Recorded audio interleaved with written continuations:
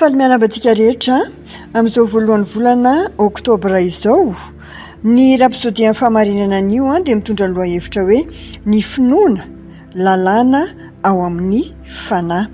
Ny teny fanokafana dia nalaina ao amin'ny Hebreo 12:25 mivaky toy izao amin'ny anaran'i Jesosy: raha tsy amin'ny finoana dia tsy misy azo atao azahoana sitraka aminy, fa izay manantona an'Andriamanitra dia tsy maintsy mino fa misy izy sady mpamaly soa izay mazoto mitady azy.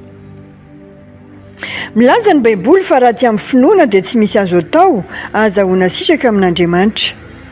Mety izy anontany hoe fa nahoana no finoana? Tsy afaka manao zavatra ho antsika fotsiny ve Andriamanitra tsy mitaky amintsika finoana? Ny valiny dia tsy afaka manao izy, satria ny finoana dia lalàna ara-panahy ao amin'ny fanjakan'Andriamanitra, tahaka ny lalàn'ny fisontonana izay mifehy ny hetsika eo amin'ny tontolo hita maso, miazona ny vatantsika tsy hanjera. Ny finoana ihany koa no mifehy ny hetsika ataontsika ao amin'ny tontolon'ny fanahy. Raha mipetraka amin'ny seza ianao izao dia noho ny lalàn'ny fisontonana, misy hery tsy hita maso misintona ny zavatra rehetra hipetraka amin'ny tany. Raha tsy misy izany dia mitsingevana, tsy voatazona makeny amin'ny rivotra ianao. Manan-kery toy izany koa ny lalàn'ny finoana ao amin'ny tontolon'ny fanahy. Ny Romanina 7:7 dia miresaka momba ny lalàn'ny finoana. Miresaka ity lalàn'ny finoana ity, hoy izy: aiza ary ny fireharehana? Efa foana izany. Amin'ny lalàna manao ahoana? Amin'ny lalàn'ny asa va? Tsia, fa ny lalàn'ny finoana. Ny finoana dia mino ny tsy hita, mandray avy ao amin'ny tontolon'ny fanahy izay tsy hitan'ny maso mankaty amin'ny hazo tsapain-tanana, mitondra ny zava-misy eo amin'ny fanahy ary maneho izany. Ny finoana no mahatonga anao miaina ambonin'ny trangan-java-misy, ny trangan-javatra izay misy anao. Ny finoana no mahatonga anao miaina ambonin'ny trangan-javatra misy anao. Ny tany dia voafehy ao amin'ny faritry ny tontolo ara-panahy, satria ny kely dia tafiditra ao amin'ny lehibe indrindra. Ny tany dia kely noho ny tontolo ara-panahy ny dikan'izay.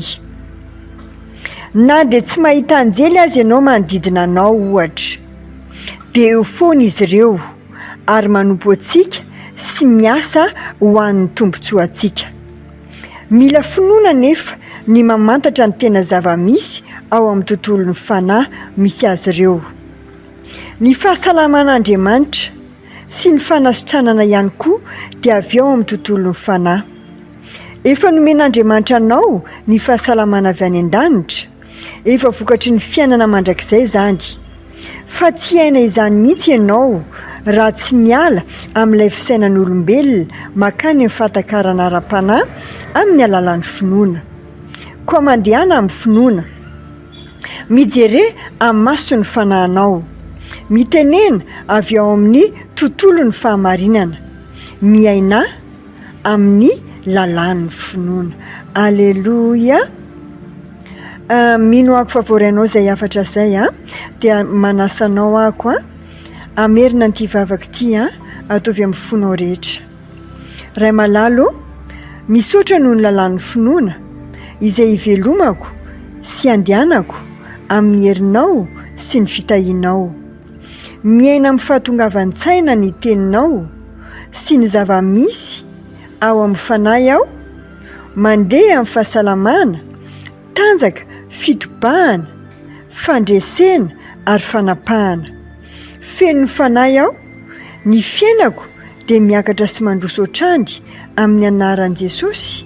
Amen. Dia mankasitraka indrindra tompoko nanaraka ny rapsodian'ny fahamarinana an'io.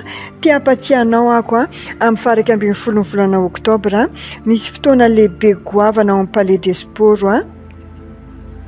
Tena fotoana goavana io izay tsy misy tahaka izany amin'izao vanim-potoana iainantsika izao, koa manana anjara ao anatin'izany.